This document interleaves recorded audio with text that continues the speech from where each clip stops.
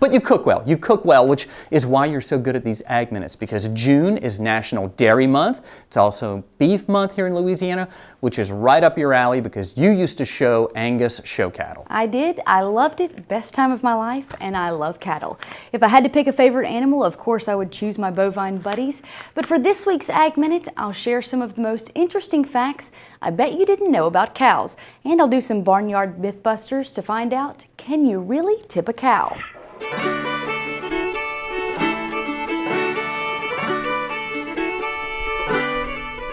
When you think about a cow, what's the first thing that comes to mind? How about that sound?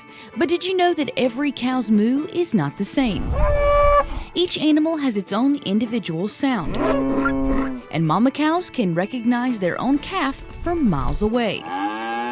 A cow's nose is like a fingerprint. No two are the same.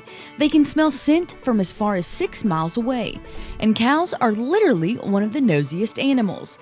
They use their nose to sniff you out, and sometimes even their tongue. I bet you've heard that cows have 4 stomachs. Well, that's not completely true. They have one stomach that's divided into 4 different chambers to process their food. Contrary to popular belief, the color red does not provoke anger in cattle. In fact, cattle are actually colorblind to red. Another busted beef myth, cow tipping is nearly impossible. For one, cows don't actually sleep standing up.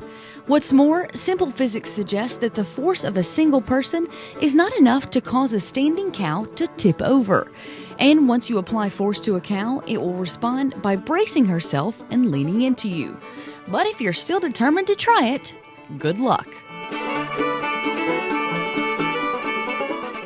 And here's another little known fact. Because of their cloven hoof shape, that means split in 2, a cow can actually outrun a horse in a boggy terrain. Who'd have thunk it?